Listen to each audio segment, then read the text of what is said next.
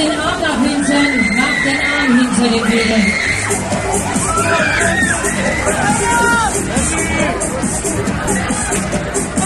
So machst du den blauen in rot, den blauen.